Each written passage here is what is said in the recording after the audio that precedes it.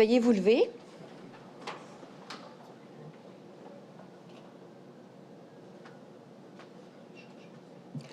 L'audience du 20 mai 2025 est maintenant ouverte. Bonjour, monsieur le commissaire. Vous pouvez vous asseoir. Bonjour, madame. Je demanderai aux parties de s'identifier pour les besoins de l'enregistrement, s'il vous plaît. Commissaire Mélanie Tremblay pour la commission. Parfait. Qui pour la commission? Oui. Bonjour, Monsieur le Commissaire. Sébastien Laprise, Langlois-Avocat pour la Société d'assurance automobile du Québec. Bonjour, monsieur le commissaire. Bonjour tout le monde. Audrey Gagnon de chez Langlois-Avocat pour la Société également. Bon matin. Bonjour, Monsieur le commissaire. Edith Geneviève Giasson pour la Société. Bon matin. Ed Beauchesne. Bonjour, Pierre-Luc Beauchesne de Bernard Roy, Justice Québec, pour le procureur général du Québec. Parfait. Juste avant qu'on commence...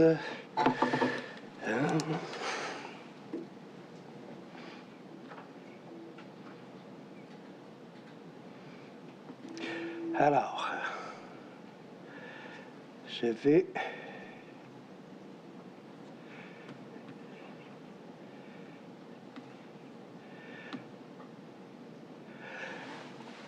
Alors, le SPGQ, le Syndicat des professionnels du gouvernement du Québec, a fait une demande pour avoir un statut de participant. J'ai octroyé le statut de participant vendredi dernier, alors parce qu'il remplissait toutes les conditions au soutien de leur demande. Donc, la décision sera déposée là, sur le site incessamment. Je vois qu'il n'y a pas de représentant ce matin. Chez Maître Tremblay avait parlé avec justement cette partie-là. On devait avoir un avocat ce matin. Il n'y en a pas, on va commencer. Mais ceci étant dit, il y aura quelqu'un d'autre qui va s'ajouter là, en termes de participants, à savoir le SPGQ, Syndicat des professionnels du gouvernement du Québec. Donc, c'est ma décision. Alors, on peut commencer d'ores et déjà. Je comprends que c'est Maître Tremblay qui interroge ce matin. Et alors, on va assermenter le témoin. Donc, bonjour. Bonjour. Vous affirmez solennellement de dire la vérité et toute la vérité. Dites, je l'affirme. Je l'affirme. Vos noms et occupations. Anne-Marie Croteau, doyenne de l'École de gestion John Molson à Concordia et professeure en gestion des technologies de l'information. Merci. Votre témoin. Merci. Bonjour, monsieur le commissaire. Bonjour, madame Croteau. Bonjour. Je vous remercie de répondre à mes questions. Tout d'abord, j'aimerais que vous nous fassiez part de votre formation. Oui. Alors, j'ai d'abord un baccalauréat en mathématiques actuarielles de l'Université Concordia. Et là, j'ai appris la programmation, COBOL, Fortran et tout. Et après, je suis allée à HEC Montréal pour faire un autre bac en gestion des technologies de l'information, suivi d'une MSc en gestion des technologies de l'information. Et là, j'ai découvert que j'aimais l'enseignement et la recherche. Puis on m'a dit, ben, si tu veux continuer, va donc faire un doctorat, ce que j'ai fait. Alors, je suis allée à l'Université Laval faire un doctorat en système d'information, la première femme à obtenir un diplôme dans cette discipline-là, spécifiquement à la faculté d'administration. Et après, plus loin, en 2011, j'ai fait la formation du Collège des administrateurs de société suite au fait que j'ai joint la SAC. Parfait. Et pouvez-vous nous faire part maintenant de vos expériences professionnelles? Oui, alors, vous voyez, je suis dans le domaine académique. Alors, j'ai été chargée de cours à HEC, à l'Université de Sherbrooke, à l'Université Laval, pour ensuite obtenir un poste qui mène à la permanence à l'Université Concordia, à l'École de gestion John Molson, qui, à l'époque, ne s'appelait pas comme ça, c'est la faculté de commerce et administration, en 97. Alors, j'ai commencé là, j'ai été professeur associé, adjoint, et finalement titulaire en 2012. Et professeur en gestion des technologies de l'information tout le long. Ça, c'est une partie vraiment académique où il faut vraiment démontrer notre recherche, nos enseignements. Mais j'ai aussi fait de la gestion à travers ça et j'ai été la directrice qui a développé le diplôme de deuxième cycle en commerce électronique. Ça, c'est vers les années 2000.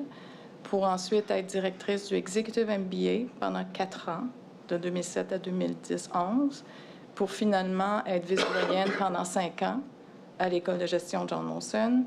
Et je suis maintenant doyenne de la faculté depuis 2017. Ça fait 8 ans que j'occupe ce poste-là. Parfait. Merci. Alors, pouvez-vous nous indiquer à partir de quel moment ou pendant quelle période vous avez été membre du conseil d'administration de la SAAC? Oui. Alors, j'ai joint le conseil en septembre 2009 et j'ai quitté en juin 2019. Pouvez-vous nous expliquer comment vous êtes joint Oui. à titre d'administratrice du CA de la SAAC? Oui, bien, c'est justement l'ancienne présidente du conseil d'administration, Marianne Tawil, qui était la toute première PCA à l'époque, qui me développait son conseil. Puis Marianne avait fait le IMBA avec nous. Alors, c'est pas moi qui l'ai admise dans le programme. Quand je suis devenue directrice du programme, elle complétait sa 2e année. C'est 2 ans, le programme. Puis, quelques mois après sa graduation, elle m'appelle, elle savait que j'étais professeure en TI. Elle m'appelle puis elle demande, écoute, je me cherche quelqu'un avec une expertise en TI, idéalement quelqu'un qui n'a aucun conflit d'intérêt, qui n'est pas dans les boîtes, dans les consultants, le milieu universitaire, je trouve ça intéressant. Puis bon, tu as cette formation-là, fait que j'aimerais ça que tu te joignes à nous. On y réfléchit, ça veut dire quoi en termes de temps? Puis finalement, j'ai dit oui. Puis à partir du moment où j'ai joint le CA, une fois que ça passait à travers tout le processus, bien là, j'ai joint le CA et le comité des TI. En septembre 2009. En septembre 2009, puis je suis devenue présidente du comité des TI, suite au départ de celui qui était le président du comité des TI, quand Monsieur Gauthier, Monsieur si je me Gauthier. souviens, oui, qui était là quand lui a quitté. Quand il a quitté le CA, là, j'ai pris le leadership du CTI. Est-ce que vous avez à peu près une idée à quel moment?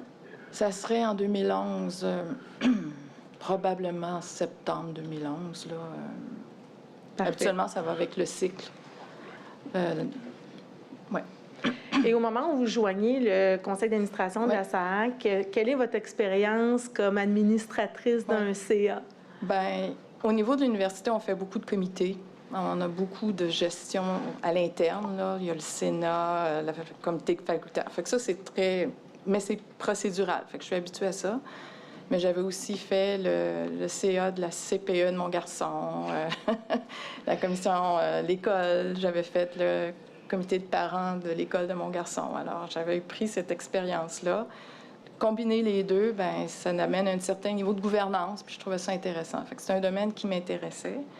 Puis en termes d'expertise, j'avais fait aussi partie d'un grand projet du CFRIO qui était sur la gouvernance des TI au sein du gouvernement. Fait que j'avais quelque chose qui m'interpellait là-dedans. Et quand vous arrivez là, autour de septembre 2009, est-ce qu'il y a une formation qui vous est donnée sur votre rôle, sur qu'est-ce que la SAAC? Est-ce qu'on vous donne une formation à votre arrivée? On reçoit le manuel de l'administrateur qui était déjà très documenté pour l'époque. On est au début du conseil. Gros travail qui avait été fait en amont. J'ai rencontré à l'époque celui qui était le VPTI, alors Michel Léveillé. Fait qu'il y a eu cette rencontre-là, mais c'était pas le gros onboarding qu'on a déjà, peut-être plus maintenant, là. Puis ce qui a aidé, c'est quand j'ai été faire, 1 an plus tard, la formation avec le Collège des administrateurs de société. Là, j'ai fait ça très intensivement de janvier en juin, parce que j'étais en sabbatique en même temps comme prof. Ça a été très formateur de faire la formation du collège. Et je comprends que la formation du collège, ça, c'est à votre initiative personnelle? Non, Non? Marianne, lorsqu'elle nous recrutait, elle le disait, le gouvernement tient à ce que les membres des CA soient bien formés, d'où l'importance d'aller faire cette formation-là. Je suis très, très heureuse de le faire. Ça me sert énormément, je dirais encore aujourd'hui. Et est-ce qu'à votre arrivée, en septembre 2009, il y a d'autres membres du CA qui ont un profil technologique comme vous, en gestion TI? Il y a eu Lynn Bouchard qui s'est joint au conseil, je pense, à peu près en même temps que moi.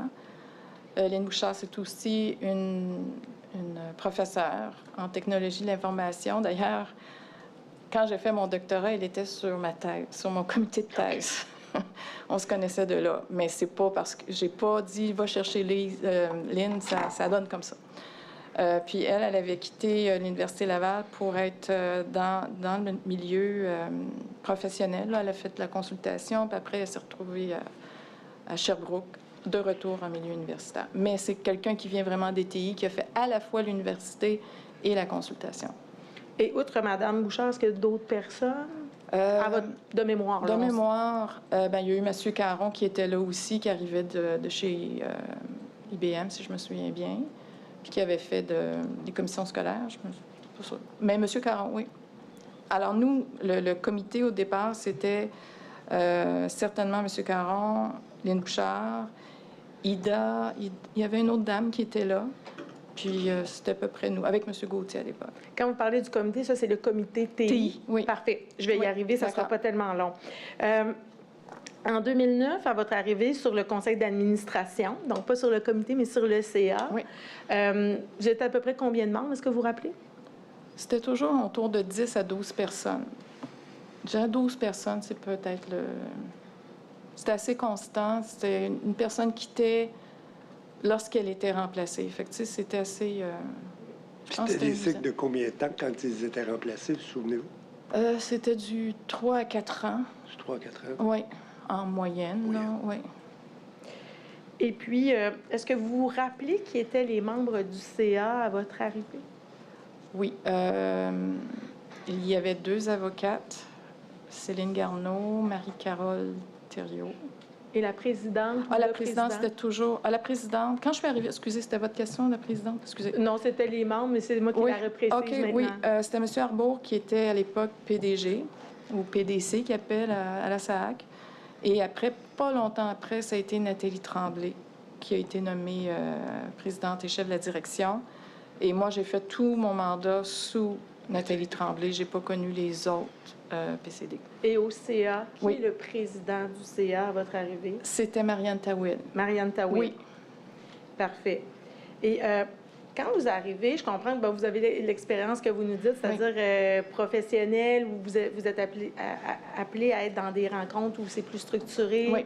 le CA du CPE. Quand vous arrivez au CA de la SAAC, Oui. comment vous percevez votre rôle? Qu'est-ce que je peux apporter? Ben, en fait, quel est votre rôle? Comment Oui. vous voyez votre rôle là, d'administratrice au sein du CA? Là? C'est quoi Oui. votre job en bon Ben oui.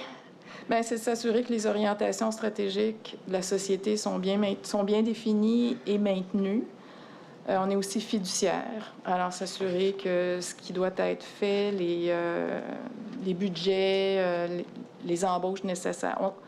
On est responsable de l'embauche de la présidente ou du président et chef de la direction, mais pas des VP, mais on voit aussi, on doit approuver leur augmentation de salaire. Il y a des choses comme ça qu'on... Fait que c'est de la gouvernance, c'est pas du management. Faut être très clair là-dessus.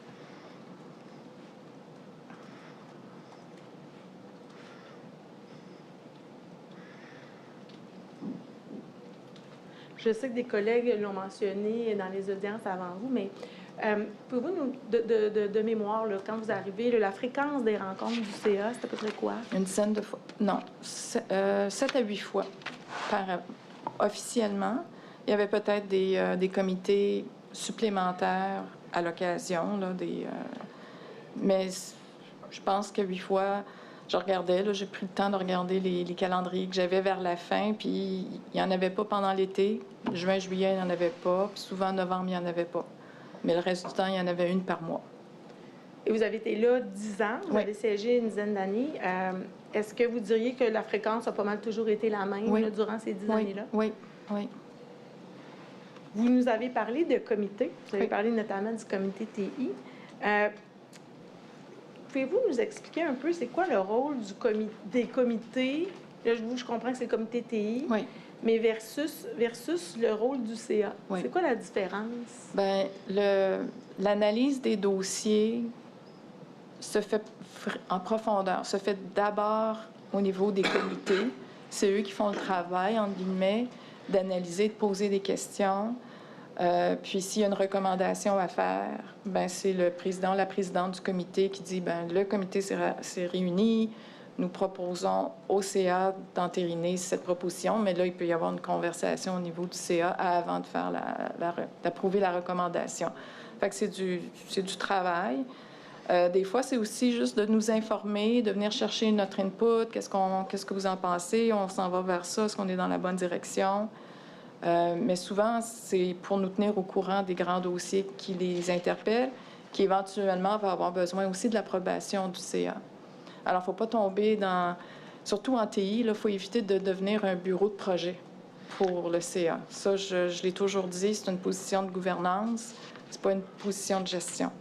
C'est important de le dire, parce que sinon, on peut tomber... Une confusion des rôles. Bien, tout à fait. Puis là, on tombe dans un rôle qui n'est pas le nôtre, qui ajoute de la confusion. On se substitue à quelqu'un qui a les deux mains dedans au quotidien. C'est très risqué de tomber dans cette dimension-là. Alors, moi, j'étais très attachée à cette position-là, ainsi que les PCA avec qui j'ai travaillé. Alors, ça, sont alignés. Et au moment où vous arrivez en 2009, est-ce que vous vous rappelez, il y avait combien de comités? Il y a le comité TI, mais est-ce Oui. que vous vous rappelez quel autre type de comité il y a, de quelle nature? Oui. Il y avait comité ressources humaines, il y avait comité actif-passif, comité vérification. Plus tard, sécurité routière est allée quelque part. Il me semble qu'ils ont créé... Mais là, quand je suis arrivée, c'était les grands classiques, le ressources humaines, vérification, puis... comité de gouvernance. Il devait y avoir un comité de Dans le fond, gouvernance. ce que la loi prévoit. Exactement, là, il y en a la trois. gouvernance, c'est ça. Gouvernance, ressources humaines, puis vérification. Puis il y avait à côté, à cause du fonds d'assurance, il y avait le comité d'audit passif. Puis il a ajouté le comité TI. Alors ça, ces deux comités-là, c'était des particularités. Puis on se reporte en 2009. Des comités TI, il n'y en avait pas beaucoup dans les sociétés d'État, puis il n'y en a pas encore beaucoup. C'est une particularité. Puis à votre arrivée en 2009, est-ce que ce comité-là vient d'être constitué ou il existe déjà? Je peux pas vous dire.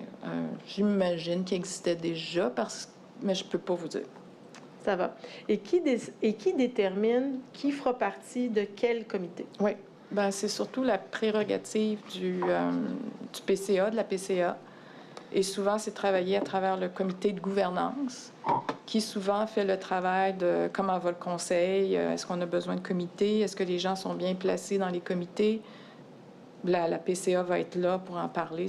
Puis, à un certain degré, une consultation, j'imagine, je ne suis pas certaine, avec la présidente et chef de la direction pour savoir on va-tu dans le bon sens. Mais c'est vraiment le travail c'est un travail de gouvernance et du CA. Et quand vous dites PCA, juste Oui. pour les fins, Oui. pouvez-vous nous dire à quoi vous référez? Président du conseil d'administration. Merci. Alors, pouvez-vous nous indiquer, bon, vous dites qu'à votre arrivée, assez rapidement, vous siégez sur le comité TI. Oui. Donc, est-ce qu'il y a d'autres comités sur lesquels vous êtes appelé à siéger? Non, pas à ce moment-là. Pas à ce moment-là. Oui. Est-ce qu'un peu plus tard, il y aura d'autres comités sur lesquels Oui. vous siégerez? Celui de la gouvernance vers la fin, là, 2018-19 peut-être, tout vers la fin. OK, vers Oui. la fin de votre Oui. mandat. Oui. Euh, Puis j'étais toujours au CTI. Parfait. Le CTI, vous y avez participé durant tout votre mandat, de 2009 à Oui. 2019? Oui. Parfait. Au moment où vous arrivez en 2009, qu'en est-il du projet CASA? Il n'existe pas. Il n'existait pas. Est-ce qu'il y a des discussions en lien avec, la pérennité des systèmes? Pouvez-vous Oui. nous dire un petit peu on en est où à votre Oui. arrivée? C'était la grande discussion à l'époque, à quel point les systèmes étaient à risque. Il y avait des risques de pérennité, là, ça avait été... Puis les plateformes sur lesquelles c'était en fin de vie.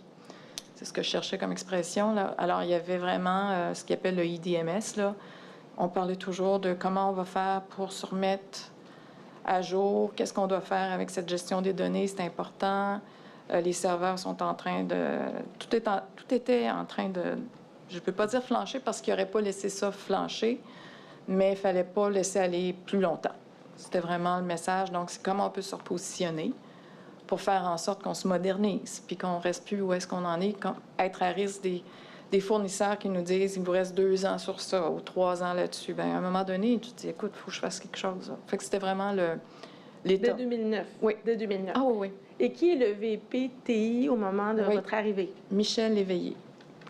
Et sur le comité TI à l'époque, vous nous avez dit qui était présent, là.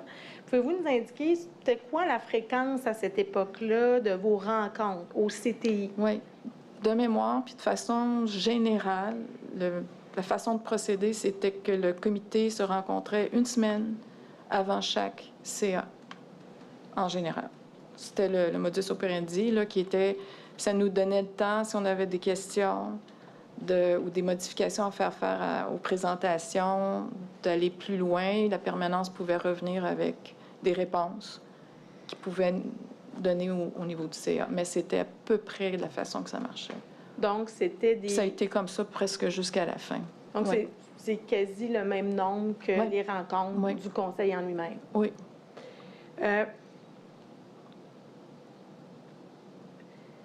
À ce moment-là, je comprends qu'on est 2009, là, on est quand même bien avant la conclusion d'une rédaction d'appel d'offres et tout ça.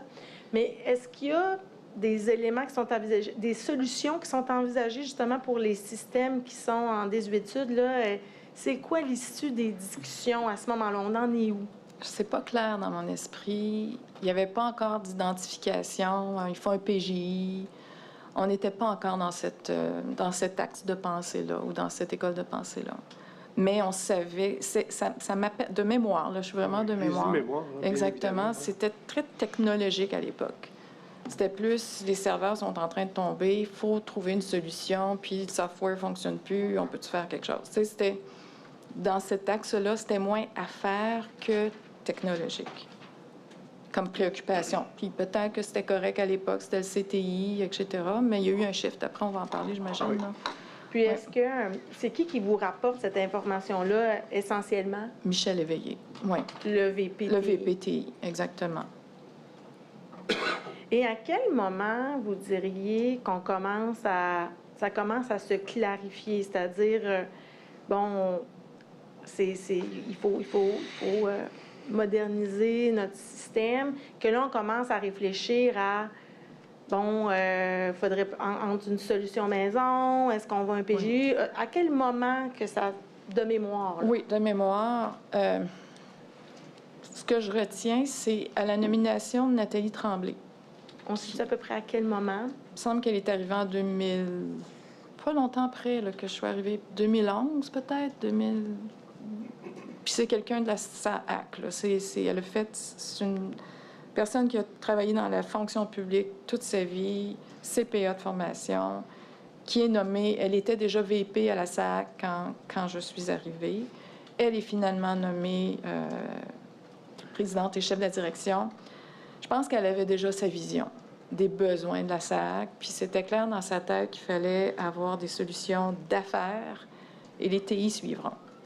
Fait que déjà, c'est important ce que je viens de dire parce que c'est en train de dire, c'était plus de juste trouver une solution technologique, on n'était plus dans le déterminisme technologique, on était vraiment dans de quoi la SAAC a besoin, parlons-en, définissons nos besoins, puis après, on arrivera à la solution qui suivra.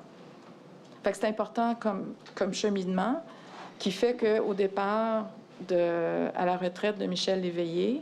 À peu près quand? 2013 peut-être, ou 2012, je suis mêlée un petit peu, là. 2012-2013, oui, dans ces eaux-là? Dans ces eaux-là, peut-être 2000... là, il nous faut un nouveau VP, TI, et Nathalie avait pris le temps de nous consulter au niveau du CA sur le profil que nous, on pouvait voir pour qui devrait être le prochain ou la prochaine VPTI. Il n'y avait personne d'identifié comme j'ai déjà quelqu'un que je pense qu'il va être bon, puis on essaie de fitter ça. On n'était pas du tout dans ça. Des fois, ça arrive. On n'était pas là. Qui va être le champion, ou la championne qui va arriver pour m'appuyer, moi, comme PCD, pour arriver à une solution d'affaires qui supporte notre vision d'affaires. Une solution technologique va supporter notre vision d'affaires. Je comprends que Mme Tremblay devient PDG avant le départ à la retraite de M. Léveillé. Oui, il me semble. Oui. D'accord. De mémoire, là. Oui. Parfait. Alors, quand vient le temps, justement, de procéder à l'embauche ou au remplacement de M. Léveillé qui part à la retraite, vous, c'est quoi l'implication du CA ou vous, parce que je comprends qu'à un moment donné, vous allez devenir présidente du comité TI. Oui, je suis déjà. Oui. Vous l'êtes à ce moment-là. Donc, c'est quoi, vous, votre implication dans cette démarche-là du remplacement du VPTI? Oui. Je n'ai pas fait partie du comité de sélection, mais j'ai été invitée à une toute dernière rencontre du candidat qui était pas mal sur la fin de la sélection, là, qui était Carl Malenfant, pour participer à une dernière entrevue. J'avais pas de questions préparées, là. On m'avait pas soumis un questionnaire. C'était pas ce genre d'entrevue-là. Mais c'était plus de l'entendre sur sa vision, sa philosophie, puis de voir s'il y aurait un fit avec qu'est-ce que moi j'en comprenais des besoins du CTI. Puis il y a un fit au niveau de la personnalité, puis qu'est-ce qui amenait là. Oui. Est-ce que vous êtes la seule représentante du CA lors de cette rencontre-là? Je crois que non, parce que les membres du comité des ressources humaines ont fait ce travail-là de mémoire. Et là, je me joignais en toute fin de course auprès de ces gens-là pour les accompagner dans leur dernière réflexion, probablement, là, que c'était la raison. Mais est-ce que vous vous rappelez s'il y avait d'autres membres du CA? Bien, ça serait les comités des ressources humaines. Ce serait les comités des ressources humaines. Oui. Donc, il y a des membres du CA qui sont sur les comités des ressources humaines. Parfait. Voilà. Alors, je comprends mieux. Et finalement... Mais vous êtes invité à titre de présidente du comité TI, bien évidemment, s'il y a des questions particulières à poser aux candidats. Exactement. En raison de votre expertise. Vous avez raison, c'est vraiment un genre de validation. Est-ce qu'on a tout couvert? Est-ce que ça semble être correct? OK. Est-ce que vous, des fois, le monde des TI, c'est un petit monde. Est-ce que vous, M. Malenfant, vous saviez il était qui avant de le rencontrer dans le cadre de cette rencontre? Non, c'était la première fois que je le rencontrais. J'imagine qu'on m'avait soumis son CV, je m'en souviens pas, là, mais je me souviens qu'il était passé par Hydro-Québec, puis qu'il arrivait avec un passage en consultation. Alors là, il arrivait avec quelque chose d'intéressant, un ancien de la fonction publique, Hydro-Québec, un passage similaire qui est d'une implantation d'un PGI à l'époque, mais il a aussi fait un saut en consultation, donc il arrive avec un côté moins fonctionnaire, entre guillemets, plus consultant. Puis là, il revient. Alors, c'est intéressant. Alors, nous, on était convaincus et je le suis encore, qu'on avait la bonne personne. Et est-ce que, justement, dans le cadre de cette dernière entrevue, si je peux me permettre, le dernier tour d'entrevue, est-ce que, justement, vous lui parlez ou il est discuté de son passage chez Hydro-Québec et, justement, compte tenu du travail qu'il avait eu à faire là, pour l'implantation d'un logiciel? Oui, je ne sais plus si c'est durant cette rencontre-là ou à travers d'autres rencontres, là, mais le fait que ça a été difficile à Hydro-Québec, on se disait, ben c'est peut-être une façon d'apprendre des expériences passées. Et c'était pour nous même un peu une garantie que il allait faire attention aux anciennes erreurs, s'il y en a eu. Je ne peux pas dire lesquelles, là.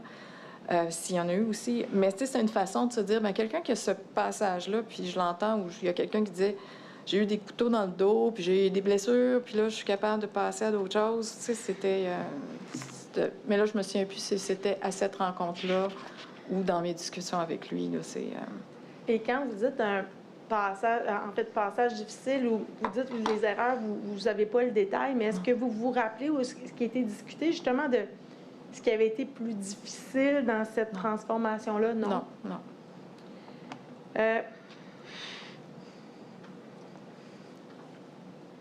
Alors, Monsieur Malenfant arrive, on est autour de 2013 à ce moment-là. Donc, à partir du moment où il arrive, quelles sont les discussions? Parce que là, je comprends qu'on est encore dans la réflexion, nos systèmes ne se sont pas renouvelés, on est toujours dans la même situation. Alors, est-ce que vous voyez un changement dans le ton ou dans la direction qu'on veut prendre? Il y avait une grande ouverture à aller vers d'autres solutions que juste des solutions maison.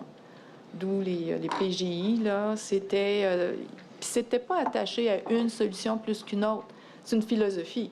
Entre on développe à l'interne versus on fait faire ou on achète quelque chose qui est déjà fait. Tu sais, puis à l'époque, il y a beaucoup d'impartition qui fait partie de la discussion aussi. Est-ce qu'on fait juste faire par l'externe ou on achète une solution déjà construite, qui est le PGI, ou on fait à l'interne? Tu sais, c'est à peu près les trois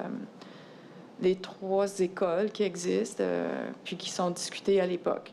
Mais lui, il n'avait pas peur de l'amener, puis en se disant, c'est pas vrai que c'est juste l'interne qui est toujours la solution. Il y a d'autres choses. Ça ne veut pas dire que l'autre chose est meilleure, mais il faut aller voir. Tu sais, c'était plus, il faut aller voir. Allons voir, puis on va savoir si on est en train de prendre la bonne décision, mais informons-nous sur les possibilités. Justement, dans le informons-nous des Oui. possibilités, quel est votre niveau de connaissance sur les validations, les vérifications sur le choix de la solution? Oui. Bien, si on résume ça, là, c'est une solution interne, ça peut paraître comme étant plus facile, et ça l'est pour customize, paramétrer par rapport aux besoins internes, on fait maison, mais c'était un des problèmes peut-être à la SAC, qu'il y en avait tellement de systèmes maison que quand c'est le temps de s'arranger pour qu'ils puissent se parler, bien là, on rentrait dans un autre niveau de difficulté. Alors, beaucoup de solutions maison internes, ça crée un peu... Tout est parfait, là, c'est fait par rapport à mes besoins, moi, comme entreprise. Par rapport à une solution déjà intégrée, ou est-ce que là, c'est déjà pré-programmé, vous l'avez entendu, là, vous savez, là, ça permet de dire, bien, je prends ça puis je l'ajuste à mes besoins, en espérant ne pas avoir trop d'ajustements à faire, d'où la version vanille versus les ajustements à faire. C'est ces deux grandes écoles-là. Bon, si on revient à c'est quoi la grande différence, ça coûte cher un PGI, ça coûte très cher en implanter un, ça prend du temps, mais après, c'est souvent plus sécurisé, c'est souvent plus...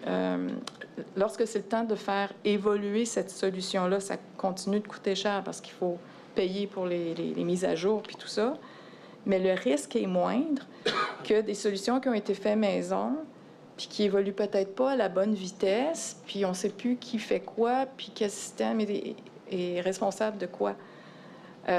Puis ce qu'on ne discutait pas tant à l'époque, mais ça commençait, puis là, aujourd'hui, c'est top of mind, c'est la cybersécurité. Les PGI d'aujourd'hui sont beaucoup plus sécurisés, puis apportent une solution qui est beaucoup plus solide du point de vue sécurité informatique qu'une solution maison qui a peut-être été développée il y a 20 ans, puis là, tu essaies de la rendre sécurisée, puis protégée. C'est sûr qu'il y a des firewalls, il y a tout là, pour les protéger, mais vous voyez, là, la mentalité, c'est que les solutions maison, leur coût est plus caché que les solutions de PGI. Et est-ce que vous parlez justement de cybersécurité? Oui. Est-ce que vous vous rappelez que ça a pu être abordé, ça, dans le cadre de vos réflexions sur le choix de la solution? Sûrement. Ah oui, ça devait être dans les discussions, dans les paramètres à considérer. Puis c'était en soi un item au sein du CTI. On ne parlait pas que de CASA, là, on parlait aussi d'autres choses, d'où la cybersécurité. Ça, c'est top of mind, là, c'est... ouais. Et puis, à quel moment vous diriez que le choix du PGI s'est effectué? Bien ça s'est fait à travers la grande appel d'offres, puis tout le... Puis vous l'avez discuté ici, là. C'est une pièce maîtresse, là, ce qui a été décidé par rapport à comment aller avec l'Alliance. Là, je suis au niveau de l'Alliance. Parce qu'il y avait... Mais juste avant d'arriver là, moi, Oui. c'est parce que je Oui, prends oui, mes bien sûr. notes, là, puis ça m'interpelle, là. Vous avez dit un PGI, ça coûte très cher. Oui. Mais est-ce que le fait de refaire tous des systèmes maison, etc., avec une toute nouvelle technologie, là, je pense que c'était obsolète ce qu'il y avait Oui, là. exactement. J'imagine que ça, également, c'est pas peut-être moins coûteux, mais... Tout aussi cher. Mais tout aussi cher, là, c'est... Je ne connais pas les chiffres, mais en Tout à effet, fait. vous avez raison dans votre raisonnement. Ben, c'est ça. Puis c'est aussi l'autre partie que j'ajoute, qui est toute la cybersécurité, puis les meilleures pratiques. L'idée des PGI, c'est d'offrir des solutions plus propres, plus clean. Tu sais, voici, là, c'est streamliné. Je m'excuse pour les anglicismes. Non, mais c'est correct. mais, Je vous travailler en anglais. Je pense que il y a beaucoup de francophones maintenant, mais... Ah, bon, d'accord. Mais quand je pense TI, je pense beaucoup en anglais, là. Alors, tu sais, ça arrive avec les meilleures pratiques, puis ça continue d'évoluer. Puis quand ils nous offrent un upgrade, bien, la solution a évolué aussi à une rapidité plus globale. Voici les meilleures pratiques, pas juste chez vous, mais dans le monde, etc. Fait que veut pas, c'est une vraie modernisation. Ben, c'est ça, parce Oui. que sans parler de tout ce qui s'est passé après et tout ça, Oui. bon, les coûts et tout ça, mais à la base, c'était Ben, peut-être équivalent là, à mon... et sur le long terme, Sur le long terme. le calcul était que la solution PGI rapporterait des bénéfices plus rapidement et serait plus stable plus rapidement, à plus long terme aussi. Tu sais, c'était pas juste le prix, les ressources, le fameux triangle, là, c'était notre solution, là, parce que c'est un contrat de 10 ans, est-ce qu'elle va nous amener là où on veut le plus rapidement possible pour aller chercher les bénéfices qu'on cherche en dedans de 10 ans? C'était vraiment le calcul pensé à l'époque. Parfait. Est-ce que vous vous rappelez justement c'était de quelle façon les bénéfices, on les obtiendrait? Ah, de façon, c'était plus par rapport à, de mémoire, là, la qualité de service, la rapidité de service, comment le service auprès des utilisateurs, les conducteurs. Je me souviens pas du calcul là, précisément, mais on nous disait, écoutez, c'est dans l'ordre des millions. Là. Parfait. Je vais vous ramener maintenant en 2014. Est-ce que ça vous vous rappelez qu'il y a eu un décret qui a été passé en 2014, justement, pour, en ce qui concerne les projets de la SAAC? Vous vous rappelez? Oui. Est-ce que vous vous rappelez qu'avant que ce décret-là passe, qu'il y a eu un CA spécial par téléphone un certain 14 février 2014. On en a amplement parlé auparavant. On ne fera pas comme si on n'avait pas parlé, mais est-ce que ça vous rappelle quelque chose? Je m'en souvenais pas. Je m'en souvenais pas de ce CA-là téléphonique. Je sais qu'il y a eu lieu, j'étais là, mais je m'en souvenais plus. Alors, mais ce dont je me souviens, c'était les discussions à laquelle nous avions été exposés par Mme Tremblay sur, puis probablement que Carl était aussi là, qu'est-ce que ça implique, puis pourquoi la société voulait ce changement-là au décret pour se donner, parce qu'on savait qu'on s'en venait en grand appel d'offres, puis il fallait se donner quelque chose qui soit réglementé, rigoureux, connu, mais en même temps fonctionnel pour la SAAC. Ça a toujours été la façon, le temps que j'étais là pour la SAAC, là, soyons rigoureux, soyons très transparents, mais en même temps, c'est pas un petit projet, on n'est pas une petite société d'État, on dessert l'ensemble des Québécois. Tu sais, il y a beaucoup. C'est quand même le permis la carte de permis de conduire, là, c'est une pièce d'identité. C'est important. Il faut faire quelque chose d'important. Puis quand vous dites, vous vous rappelez des discussions qu'il y a eu, entre autres, avec Mme Tremblay, est-ce que c'est lors de cette fameuse rencontre-là ou ce serait au préalable? En amont. Ce serait en amont de ça. Puis qu'est-ce de quoi vous vous rappelez dans le cadre de ces discussions-là? Bien, c'était pas la première fois que le DPI, le directeur principal d'information, d'information, je pense, commençait à se déployer au sein des sociétés puis d'essayer d'avoir une plus grande reddition de comptes. Là, je suis de mémoire encore. C'était pas la première fois, mais des fois, on se disait c'est une très bonne chose, mais d'autres fois, c'est pourquoi ils font ça, qu'est-ce que ça nous donne, qu'est-ce que ça va leur donner. C'est une chose d'avoir des redditions de comptes, mais après, qu'est-ce que tu fais avec ça? Là? Il y avait un peu de ça. C'était pas la première fois, ni même la première année qu'il y avait ce genre de conversation-là autour du rôle du DPI versus le conseil d'administration versus la permanence. Mais dans ces situations-là, j'imagine, c'est trouver une voie de passage encore qui permet à chaque société d'opérer selon ses besoins tout en étant dans le cadre réglementaire du gouvernement. Donc, je comprends qu'avant la rencontre dont vous n'avez plus mémoire, là, vous avez mémoire quand même qu'il y a eu des discussions pour nous amener à l'adoption du décret. Oui, oui. Puis, quelle est votre compréhension? On peut l'exhiber, là, le fameux décret qui est coté sous 16P29. OK, vous rafraîchir la mémoire, on va vous mettre le document devant vous. Vous allez le voir apparaître à l'écran.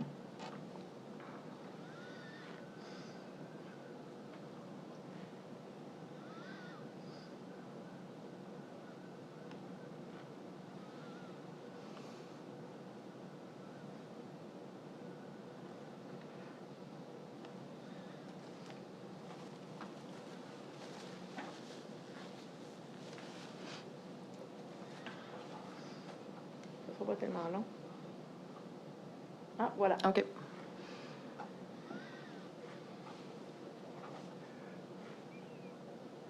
Mhm. Alors, je vais peut-être vous demander de passer à la deuxième page.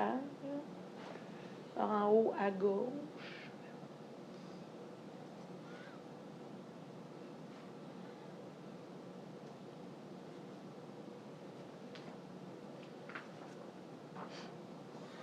Alors, vous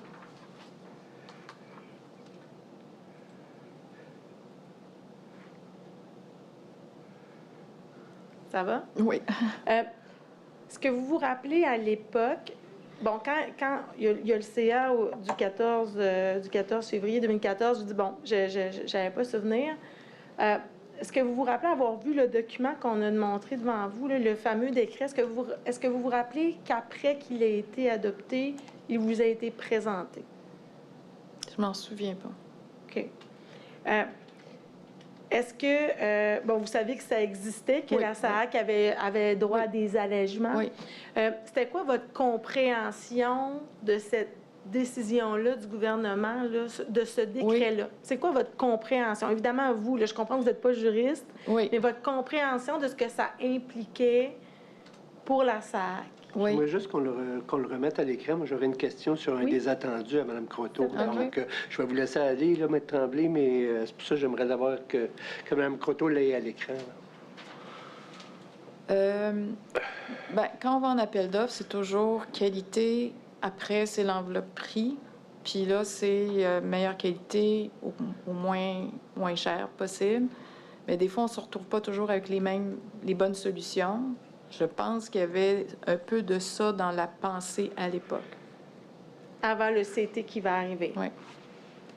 Je laisse aller, Monsieur le commissaire. Oui. Alors, juste dérouler un petit peu, je veux, je vois l'écran attendu, les mécanismes de gouvernance, là, c'est plus là-dessus. Parfait, arrêtez là, Madame la greffière adjointe. Oui. Attendu que les mécanismes de gouvernance mis en place par la Société d'assurance automobile du Québec répondent aux objectifs visés par cette loi et qu'il est opportun de soustraire la société l'application du 1er, 2e, 4e, 5e et 6e, 7e alinéa de l'article 15. Je ne jurerai pas d'une question juridique avec vous, c'est pas ça mon intention. C'est plus sur les mécanismes de gouvernance pour conforter le gouvernement à obtenir des allègements au niveau de la législation. Puis possiblement, vous êtes la bonne personne pour me répondre. Ici, là. Je pense que le principe directeur derrière ça, c'était il y a un CA au sein de cette société d'État-là, avec un comité TI en plus. Il y a un comité de vérification. Les mécanismes sont là. Je pense que c'était l'esprit de ce décret. Sans me référer au Conseil du Trésor, toujours, etc. Nous, on est une société qui est mature. Oui, commerciale. On a un CA, Exactement. etc. Oui. Alors, parfait. Donc, ce qu'on comprend, c'est que le gouvernement en tient compte, là. Exactement. Attendu que. Oui. Parfait. Donc, le CA allait veiller au grain et allait justement être le système d'alarme Exactement. requis. Voilà. Ça va, Madame la greffière adjointe.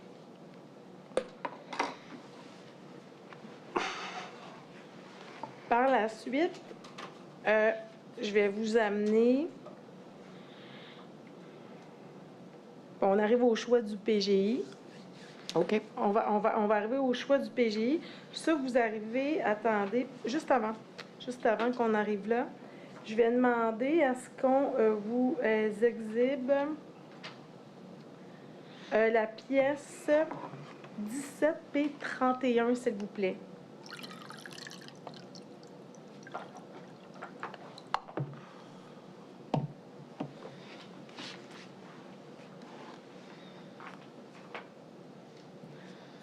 Alors, Madame Croteau, il s'agit d'un PV, d'un procès-verbal d'une rencontre du CA du 26 février 2015.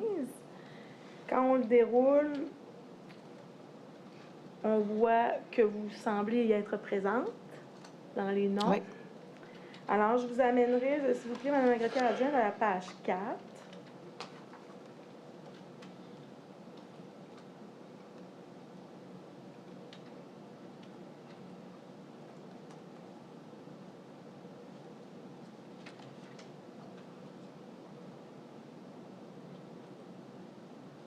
Et j'aimerais ça que vous preniez connaissance de 7A et 7B, s'il vous plaît. Oui.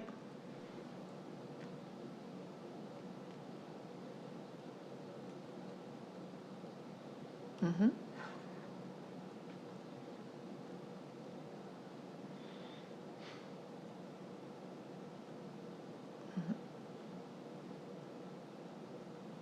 Oui. Alors, est-ce que vous vous rappelez de cette rencontre-là? Oui. Oui. Ben, pas de la rencontre comme telle, mais du principe derrière ça, là, c'était de vraiment dire, parce que c'est le rôle du CA de donner le OK pour ce grand investissement-là. Alors, on a eu toutes les informations qu'on avait besoin, qui nous rassuraient. On a posé nos questions, puis là, on était d'accord pour faire cette résolution-là, qui est de dire, bien, on avance avec un PGI, on va avec la stratégie d'acquisition qui a été amplement documentée, puis c'est une pièce maîtresse là, de cette, qui a été discutée ici. Puis un peu plus bas, parce qu'on en a parlé, il y a aussi, ce qu'on n'a pas parlé, c'est qu'il y avait depuis longtemps un plan de pérennité au sein du... On peut en parler du... Oui, allez-y, Oui. allez-y, oui. Le comité des TI et le CA s'est entendu avec un plan, un budget, puis un plan de pérennité de 364 millions. Ça, c'était la façon de convertir les données, de continuer justement là, tout ce qu'on a discuté depuis le début, que quand j'arrive, ben, on sait que c'est plus périn, il faut faire quelque chose. Donc, la SAAC s'est donné un mécanisme de surveillance qui était le plan de pérennité, c'est technologique, de 364 millions. Donc, l'idée, c'était... Puis là, l'idée, c'est de basculer le plan de pérennité vers le projet CASA, en se disant, ben là, ça nous a amené au CASA. On va garder ça tant et si longtemps que le contrat n'est pas signé. Puis quand ça sera fait, on basculera les budgets qui étaient réservés là-dessus sur CASA. Ça va. Et maintenant, j'aimerais peut-être qu'on exhibe aux témoins la pièce 14P13,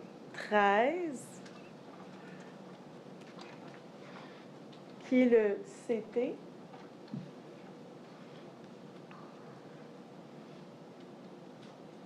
Juste avant, Oui. Oui. je prends des notes, puis Ah oui, non, j'apporte des allez-y, questions.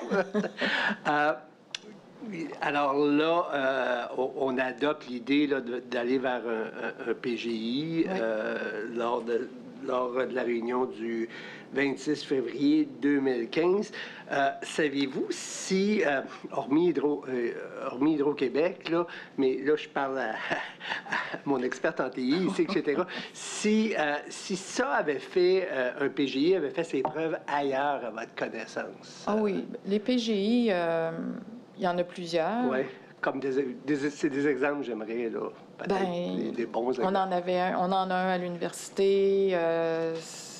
Ça existe partout. Là. Toutes les grandes organisations, c'est pas nouveau depuis 2015. Non, mais je me rapporte à là. 2015, là, quand 2015, vous prenez oui, cette oui, décision. oui, il y en avait d'autres. OK. Oui. OK, donc ça avait fait ses preuves, là. Oui, selon- puis le gouvernement du Québec s'en sert beaucoup des PGI, c'est pas nouveau, c'était pas innovant de prendre un PGI, c'était innovant pour la SAC parce qu'il n'avait pas autant, mais c'était pas innovant que de prendre cette formule-là pour une société. Tout à fait. Puis en raison, moi aussi je vais utiliser des mots anglais, Ouais. en raison du back-office, c'était déjà éprouvé. Là. Exactement. Je parle de la livraison 1. Puis si la livraison 3 avait pu être mise en place, tout ce qui est assurance, etc., ça avait fait ses preuves là, dans le privé. Aussi. Là. Ben là, C'est pas à votre oui, connaissance. OK. oui, mais oui. Parce que moi, je me réfère sur des témoignages entendus, donc oui. M. Geoffrion. Là, c'est pour ça. Moi, c'est vraiment la livraison 1 que j'ai connue. OK. J'ai quitté pour C'est vrai, avant vous 2 avez et quitté 3. après 2 et 3. Ben 3, jamais arrivé. Non, mais Exact, ouais. Bon. Allez-y, M. Tremblay. Je vais vous montrer, vous avez le document devant vous. Oui. Et en fait, je vous ai exhibé le PV du CA qui autorise la démarche, Oui, en fait, la c'est ça. SAC, de Oui. faire une démarche auprès Oui. du Conseil du Trésor Oui. pour qu'on bonifie là, le processus d'acquisition. Alors, voici le résultat que je vous montre devant vous. Oui. Alors, vous pouvez voir, peut-être juste prendre connaissance de l'objet de la demande. Oui. Puis je l'ai lu, là, il a été déposé là, sur votre site. Là, Oh, fait que je puis l'ai c'est bien relu, là. correct. Oui, oui. C'est bien correct. Là. Donc, ça, est-ce que vous vous rappelez qu'il y a eu la charge de rédiger le fameux document? Non, Vous savez pas? non. Est-ce que vous vous rappelez un coup que le Conseil du Trésor adopte rend ceci effectif? Est-ce que vous vous rappelez si on vous l'a présenté, que ce soit au CA ou dans un comité ou dans le comité TI ou Oui. de gouvernance? Oui. On vous l'a présenté par la suite? Oui, puis peut-être en amont, avant ou après, là, parce que c'était important pour la SAC de bien faire ça, d'avoir du succès dans cette approche-là qui était innovante. Ça, c'était vraiment innovant. Comme je vous disais, ça devait être rigoureux, transparent, connu, connaître les balises. Alors, ça a été discuté. Je pense qu'on a peut-être même vu des versions qui ne sont pas sous ce format-là, là, mais de, tu sais, le if then else, là, tu sais, la phase 1, la phase 2, la phase 3. Il n'y a pas ça comme ça, là, mais en tout cas, là, ABCD, là, eux autres, ils appellent ça comme ça. Là, bon. Oui, ça avait été discuté. Fait que c'était pas inconnu. Au contraire, ça avait été, j'ai envie de dire, quasi travaillé aussi. Okay. Parce qu'il y a de l'expertise autour des CA. Hein? Tu sais, c'est une façon d'aller chercher. Y a-t-il quelque chose qu'on a oublié? Y a-t-il quelque chose qu'on pourrait ajouter? Est-ce que c'est assez clair, etc.? Puis est-ce qu'on est confortable? Parce que au final, on est responsable du mécanisme. Oui, c'est ça. Hein. Oui. J'aimerais peut-être qu'on prenne la page 4 du document, s'il vous plaît.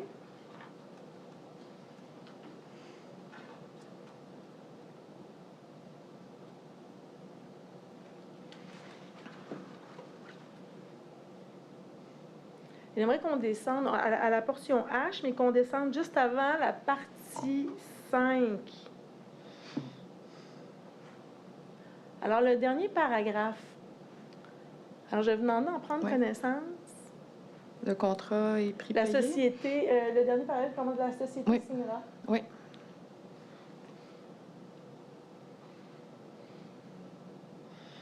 Mm-hmm. Je veux juste qu'on se situe dans le temps. Vous avez mentionné tout à l'heure qu'il y avait un plan de pérennité. Oui. Vous avez parlé de 365 millions. Est-ce que, de mémoire, on parle de ce chiffre-là avant ou après le... Avant. Avant. Oui.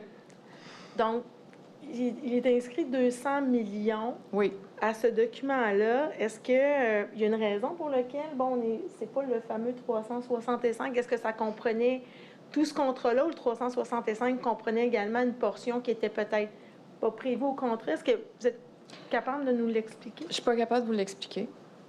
La seule nuance, par contre, c'est que dans le contrat, là, c'est ce que la SAAC va payer à l'Alliance. Par contre, quand on parle de 364, là, moi, c'est mon souvenir pour le plan de pérennité, c'est ce que ça coûte à la SAAC, mais en parlant de ses ressources internes aussi. Fait que quand on aboutit, quand on regarde ce que la VGQ a rapporté, qui est à 374, tu as ce que ça coûte à l'Alliance, puis ça coûte à la SAAC en termes de ressources internes, ça se rapproche du 364. Mais on dit la même chose. Là, ouais. Là on parle, lisez-le comme il faut. La société signera un seul contrat disant que l'Alliance, pour la totalité du projet, la valeur du contrat est estimée à 125 millions. Il sera confirmé suite à l'appel d'offres. Bien évidemment, les enveloppes vont ouvrir un autre prix. Ça, là. La valeur totale du projet sur 10 ans est estimée à 200 millions parce qu'elle comprend le coût du contrat et celui des ressources internes. Ah oui. Ah, merci. Oui. Tout à fait. Oui, c'est pas la même chose. Peut-être une sous-estimation quelque part. Là. Oui. OK. Oui. Mais vous, de mémoire, quand vous parlez du plan de pérennité, le 365 millions que vous entendez, c'est avant la démarche auprès du Conseil du Trésor? De mémoire. De mémoire. Oui. OK. Est-ce que vous vous rappelez, quand vous voyez, vous dites que ce document-là vous a été montré à certains moments, est-ce que vous vous rappelez que ce montant-là semble pas faire de sens ou... Je m'en souviens pas. Vous vous rappelez pas avoir sursauté? Oui, parce que quand je l'ai relu, j'ai dit « Ah! » Puis je suis pas capable de me souvenir. OK.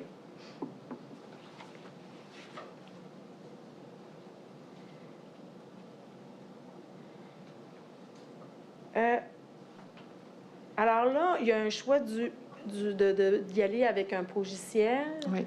Vous, dans les fameuses discussions, là, étiez-vous plus pro-logiciel ou pro-solution maison, là, de par vos compétences, votre expérience? Ben, je pense que c'était une bonne approche de modernisation que d'aller avec un logiciel, mais on ne rentrait pas là-dedans avec un est meilleur que l'autre. Il fallait vraiment faire l'analyse, ce qu'ils ont fait.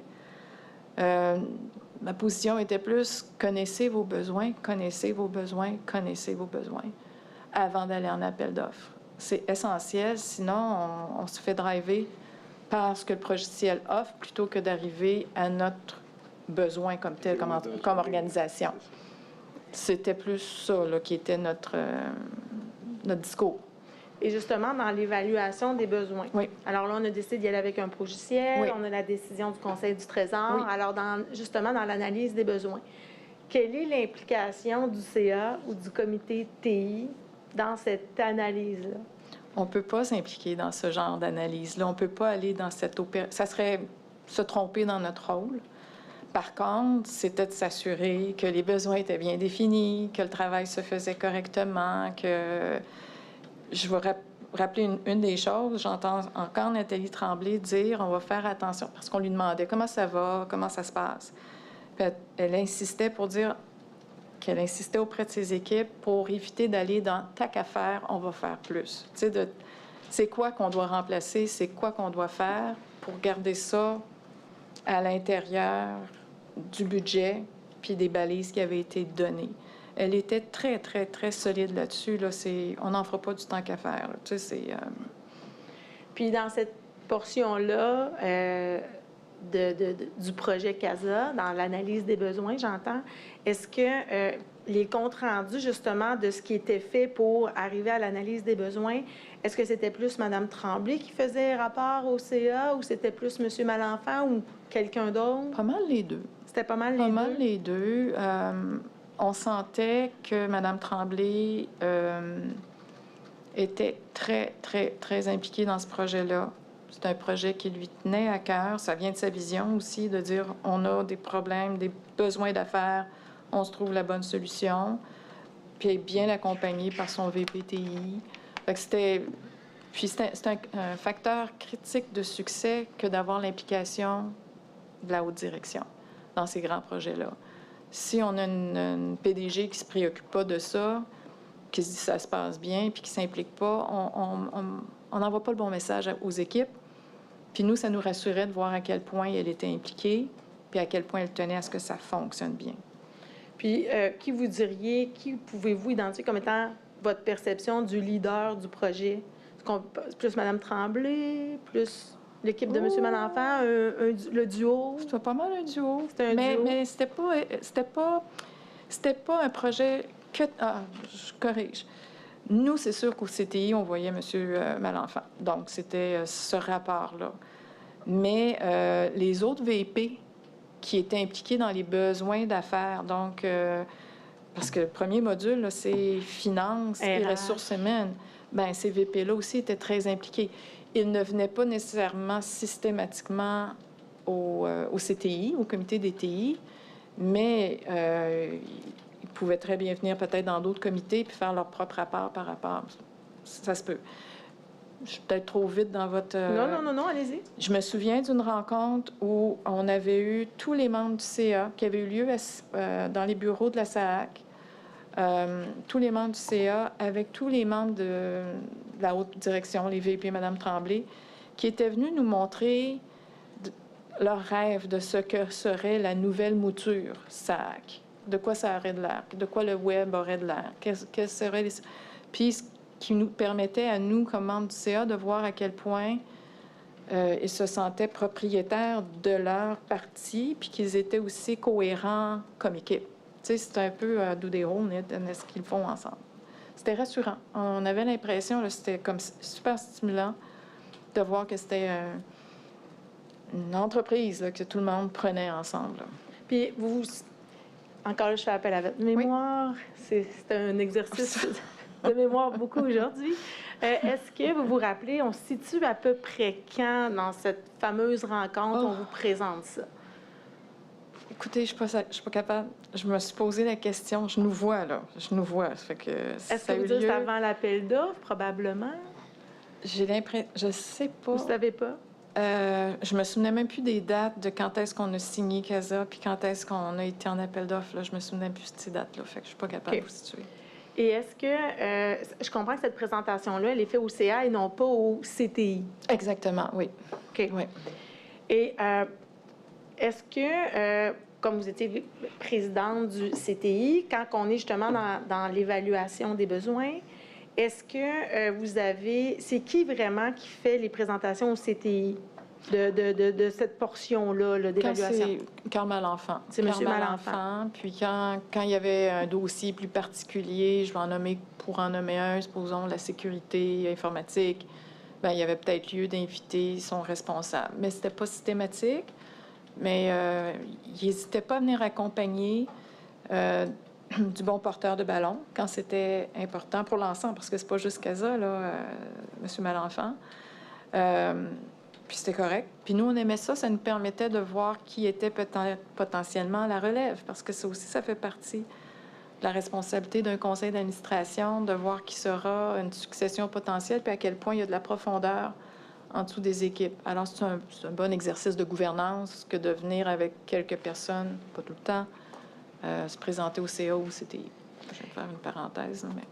Et j'en suis encore à l'évaluation Oui. des besoins. Quelle est l'information que le CTI obtient versus qui est transmis au CA? OK. Oui. C'était mon rôle en tant que présidente du CTI de rapporter les discussions qui avaient eu lieu lors du CTI à travers la plateforme du conseil d'administration qui y décide. Là, je ne sais pas si c'est encore eux autres. Toutes les documentations qui circulaient à travers tous les comités étaient disponibles à tous les membres. Alors, c'était possible pour moi de dire, bien, si vous voulez voir le détail, il y avait toujours deux possibilités. Soit qu'un dossier, s'il était important, remontait entièrement au CA. Et là, moi, dans mon rapport, je disais, bien, on en a parlé, on est confortable, on a des questions. Carl Malenfant va venir l'expliquer plus tard. Avez-vous justement un exemple de qu'est-ce qui était suffisamment important Oui. pour être justement amené au CA? Je dirais que j'ai pas d'exemple précis, là. Mais il y a des fois où c'était l'appétit du CA aussi, par curiosité, qui pouvait décider si un dossier devait monter au CA. Fait que ça allait dans les deux sens. Il y a des fois, le dossier doit être présenté au CA parce que c'est une approbation du CA, donc c'est le mécanisme qui oblige ça. Et d'autres fois, c'était, bien, voici l'état des lieux, puis voici où est-ce qu'on en est, parce qu'on est curieux de savoir qu'est-ce qui se passe. Alors là, c'était plus une présentation pour information, puis d'autres fois, ça pouvait être information et décision. Alors, les mécanismes étaient, je dirais, fluides en fonction du besoin, soit d'approbation, mécanisme de gouvernance ou d'information. Décision ou information. Et je réponds-tu à votre question? Oui, ça okay. va. Qui faisait... Bon, il y a des éléments qui sont discutés, analysés au sein du CTI. Oui. Quand on doit rapporter ces sujets-là au CA, est-ce que c'est vous, comme présidente, qui faites ce rapport-là, ou bien on fait revenir M. Malenfant ou son équipe pour venir faire cette présentation-là? Les deux. Souvent, je n'ai jamais fait, moi, de présentation au CA. J'ai rapporté. Et s'il y avait lieu d'avoir une présentation, là, c'était vraiment les gens de la permanence. Puis c'était le mécanisme pour l'ensemble des comités. Je comprends bien.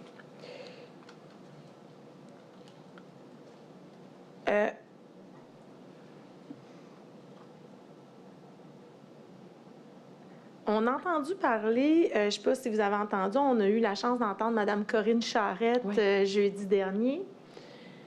Mme Charette, également, qui est arrivée en 2017, donc à la fin, de votre mandat, 2018, je m'excuse, je pense que c'est 2018, à la fin de votre mandat. Elle a parlé de la méthode agile. Mm-hmm. Êtes-vous capable de nous en parler? Oui. Je comprends que le projet CASA, on allait utiliser cette méthodologie. Oui. Pouvez-vous nous expliquer un petit peu de quoi il s'agit, là, selon votre perception à vous? Bien, ça se compare à l'autre méthode qui est le Waterfalls, là, qui on décide, puis avant qu'on voit le résultat final en Waterfalls, bien, ça va prendre tout. C'est pour ça que ça s'appelle Waterfalls. Avant qu'on voit le résultat, ce qu'on a de besoin, puis ce qu'on va obtenir, ça prend plusieurs étapes. Tandis que Agile, ça nous permet de tester rapidement nos hypothèses, nos idées, puis prendre des décisions plus rapidement.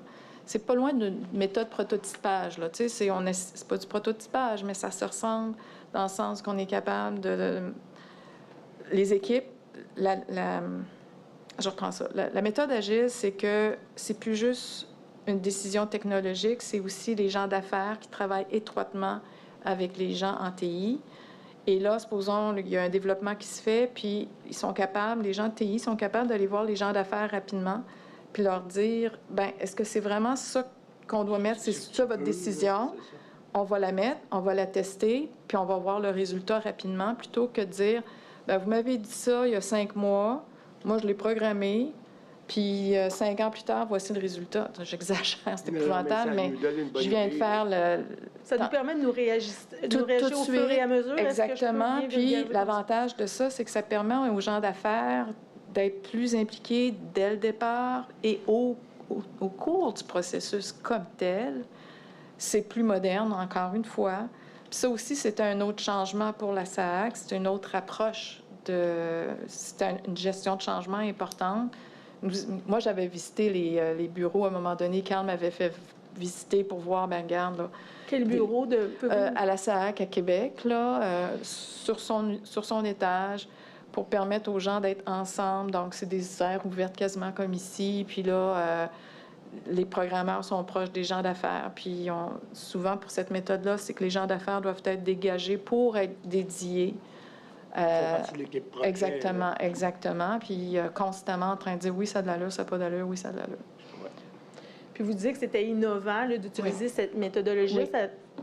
Qui a pris la décision d'aller en mode agile, si je peux me permettre? Est-ce que c'est venu un peu comme ça ou y a-t-il eu un instigateur? Bien, sûrement, M. Malenfant, c'est lui qui nous l'a apporté quand ça a été le temps de dire bien, on s'en va en mode agile.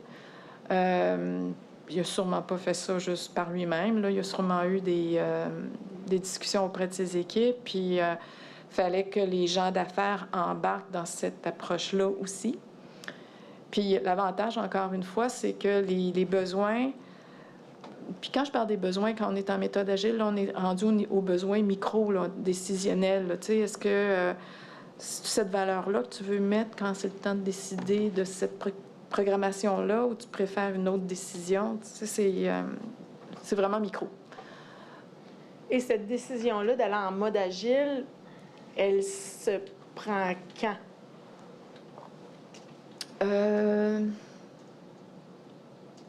Avant l'appel d'offres. Avant l'appel d'offres? Oui. De mémoire. Oui. Je vous suggérerais à ce stade-ci, Monsieur le commissaire, à moins que vous ayez des questions sur ce sujet-là en complément, qu'on prenne la pause du matin. Oui, tout à fait. Vous passez un autre sujet. À moins que si vous avez des questions en lien avec ce sujet-là. Je vais avoir des évidemment. questions, mais... Attends. Alors, les 41, je reprends le banc à 11 heures. D'accord, merci. 20 minutes de pause. Merci.